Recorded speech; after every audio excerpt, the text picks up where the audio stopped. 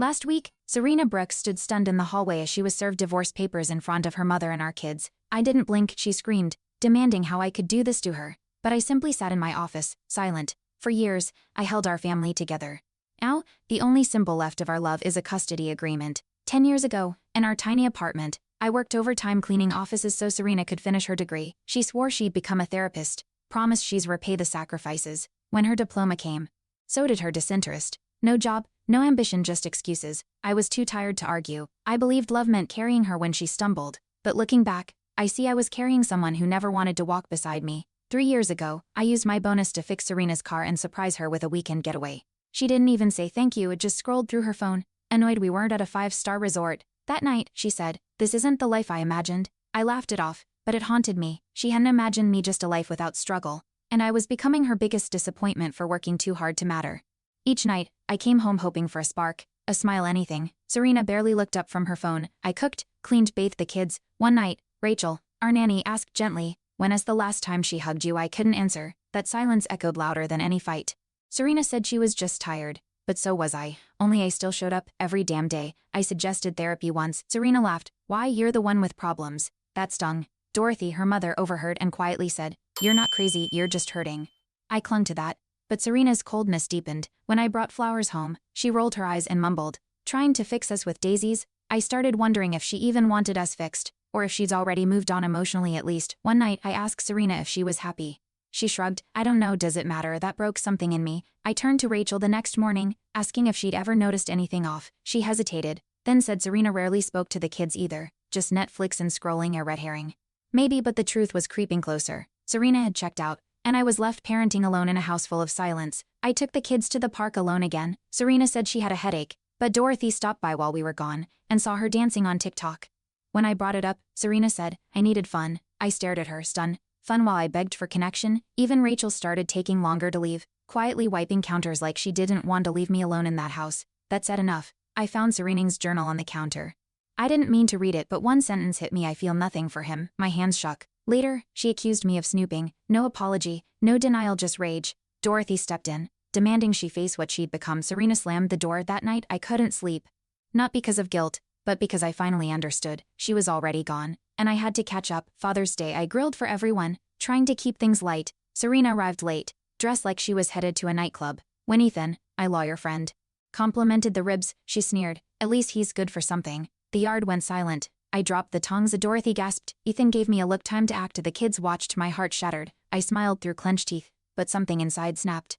This wasn't a marriage, it was theater. That night, I sat with Dorothy after the kids went to bed. "You don't have to keep bleeding for someone who wouldn't even notice you're cut," she said softly. I nodded, finally letting the tears fall. She held my hand. "You're a good father, Nate, but this house is breaking you." Her words didn't just land, they cracked me open. I wasn't just hurt anymore. I was done. I opened my laptop and called Ethan. "Time to fight." Serena barged into my office when she found the divorce papers. "You're pathetic," she hissed. I stood my ground. "I deserve better," she laughed, a cruel echoing sound. "You'll never survive without me." I didn't flinch. Rachel stepped in, pulling the kids back upstairs. That moment sealed it. Our lives had diverged. My resolve burned steady. I wasn't scared of her anger anymore. I was scared of what staying would do to our children. That fear became fuel. Serena tried damage control, posting photos of us from years ago, captions dripping with fake nostalgia. "Happy family," she wrote. But Ethan warned me she's building an image for court. I confronted her. "Stop using the kids for likes." She rolled her eyes. "It's just our pain, our kids reduced to a brand." That night, I started documenting everything. Messages, missed dinners, her absence. This wasn't just heartbreak, it was strategy. And I had to win. Our last dinner as a family was silent. Serena pushed food around her plate. I announced, "The papers are filed. I'm seeking custody." She blinked, stunned. "You wouldn't?" I looked at the kids wide-eyed, confused. "I have to." Dorothy nodded from the corner. Rachel held back tears. Serena stood abruptly, knocking over her wine glass. "You'll regret this," she spat. I didn't reply, because for once, I was choosing myself, and them. The battle had truly begun. A week after filing, Serena showed up with gifts for the kids, something she hadn't done in years. She baked cookies, played board games, smiled too wide. Rachel whispered, "She's up to something." I wanted to believe it was change, but Dorothy pulled me aside. "She's never cared this much until now." Ethan confirmed she was advised to show involvement before court.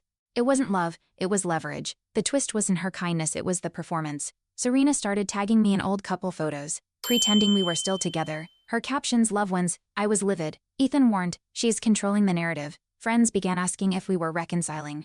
I clarified loudly, I posted a statement, we are separated. I will not participate in false portrayals. That night, Serena sent a string of furious texts. The mask cracked. This wasn't love, it was reputation warfare, and I refused to be her silent co-star. Rachel found Serena's burner phone left behind on the counter. Curiosity got the best of us. What we found: messages to a man named Tyler, intimate ones, ongoing for months. My chest tightened. Dorothy said, she's already left emotionally. This just proves it. I wasn't angry anymore, just numb. I gave Ethan the screenshots. This wasn't just neglect, it was betrayal, and it gave weight to my custody claims. Serena hadn't checked out as she'd checked into someone else. When confronted, Serena didn't deny it. You pushed me away, she said. I stared at her, stunned. I worked 3 jobs to keep this family afloat. She scoffed. That's not love. Dorothy stepped in, furious. That's survival. Serena stormed out, slamming the door. Rachel hugged the kids while I packed a bag. Enough was enough. This wasn't a marriage, it was an illusion. The affair didn't end us, it clarified what had already rotted beneath the surface. In court, Serena cried on the stand, claiming I was emotionally unavailable. I clenched my jaw. Ethan calmly presented her messages, her online facade, her absences. The judge listened, unreadable. When Serena's lawyer objected, Dorothy stood as a witness. I've watched my son-in-law raise those kids while my daughter watched Netflix, she said. As silence, the judge nodded. For once, the truth echoed louder than performance. And that silence, it sounded like the scales tipping in my favor. Rachel found Serena's TikTok rant the day after court, her accusing me of abuse, manipulation, gaslighting. It was all lies. Comments poured in. Some defended me, others believed her. I froze. Ethan advised, don't respond. Let the court see the pattern. I logged off social media, but the damage bruised. Even when lies don't stick, they stain. I kissed the kids goodnight that evening and whispered, your dent's still here. That truth mattered more than trending hashtags. Serena messaged Tyler during the trial, begging for validation. He replied coldly, your drama I don't need. She spiraled, screaming at Dorothy, disappearing for 2 days. The kids asked, is mommy okay? I didn't lie. She's figuring things out. Rachel held my shoulder. Ethan said it all helped our case, but I just felt empty. Victory was close, yet so far. Watching Serena unravel didn't bring satisfaction, only sadness, because the woman I married was long gone. The custody evaluator visited unexpectedly. Rachel greeted her while I played Legos with the kids.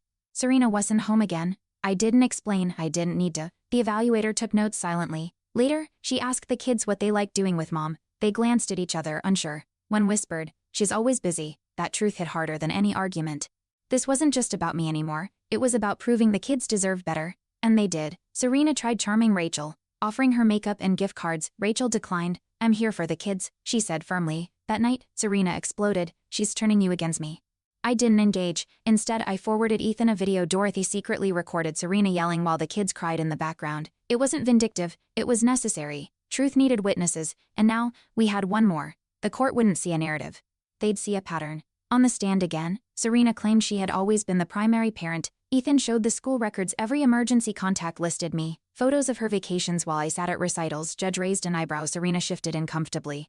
The truth wasn't flashy. It was quiet, consistent, undeniable. Rachel's testimony sealed it. Mr. Brooks is the constant. I looked at Serena. No rage, no sadness, just clarity. She hadn't just failed me, she's failed to show up. After court, Serena cornered me in the parking lot. You'll pay for this, she hissed. I looked her in the eye. I already did for years. She slapped me. I didn't react. The bailiff saw it, noted it. Ethan later smiled grimly. She gave us what we needed. Still, I wasn't proud. It didn't feel like winning, just surviving. But survival meant something now. It meant healing for me, for the kids, and maybe, someday, even for her. The judge's decision came on a rainy Thursday. Full custody granted. Visitation supervised. I sat in my car, hands trembling, not from joy but from the weight of it all. Dorothy called crying. Rachel brought cake for the kids. Serena, she posted a cryptic quote online. Real ones know the truth. But the truth sat beside me in car seats, my kids laughing at frosting on their noses. That laughter was louder than any online noise. Weeks later, Serena texted, can we talk? I agreed. Public cafe, neutral ground. She arrived with sunglasses and tension. I want shared custody. I kept calm. The court already ruled, she smirked. Kids need their mom, I replied. They need someone who shows up. Her face twisted, but I stood. This conversation's over. Outside, the sky was clearer than it had been in months. I realized I wasn't afraid of her anymore. I was done pleading for peace. Tyler messaged me. Yes, me. She's saying you abused her. I'm sorry. Man, I didn't know. I ignored it, but took a screenshot. Even he was bailing. Serena's stories were unraveling. Dorothy, watching it all, simply said, you stood tall. That meant more than any apology. I didn't reply to Tyler. I don't need closure from him. I already had it from my kids' hugs, their bedtime kisses, the love Serena withheld they gave freely. That was enough. At school pickup, Serena showed up unannounced. The kids hesitated, unsure. She reached for them, but they stepped back. They're scared. Rachel whispered as Serena glared. You turned them against me. I didn't reply. A teacher intervened. I walked the kids to the car. One asked, will she be nice again? I said, she's trying, because I wouldn't teach them hate, just truth. And the truth was they trusted me. That trust was something Serena couldn't fake anymore. The last time Serena and I spoke, she asked, do you hate me? I looked at her, no rage, no heat. No, I said, I just don't love the version of you I met at the end. She nodded, quietly. I don't either. That honesty stung more than anger. We stood in silence, two people who failed each other, but only one of us had chosen to stay gone. And I was done waiting for her return. Alone in the garage, I found the scrapbook Serena made during our first year. I didn't cry, I just closed it and placed it in a box labeled past. The kids came in laughing, I joined them. The past was heavy, but the present was light. That was the first night I didn't check my phone for her messages, because I finally didn't need them. At bedtime, my daughter asked, are you happy now, Daddy? I kissed her forehead. I'm getting there, she smiled and hugged tighter. That small moment, her warmth, her trust was more than Serena ever gave. I turned off the light, stood in the hallway and smiled. Healing didn't worth it, whispered, and I was finally listening. The house didn't feel hollow anymore. It felt ours. Serena moved out of state. No goodbye, just a note left behind. Good luck. I didn't need luck. I had peace. Dorothy stayed close, helping with school pickups. Rachel became more than staff, she became family. The kids laughed more, slept better. The silence in our home shifted from cold to calm. This wasn't just the end of marriage, it was the beginning of something real, something mine. On a sunny Saturday, the kids and I built a birdhouse, a sawdust, laughter, paint-streaked cheeks. It wasn't fancy, but it was ours. We hung it on the porch. They named it Hope. I stood back, watching them dance on the grass. No screens, no yelling, just life. I didn't win every battle, but I showed up. And that more than anything made me the parent they could count on.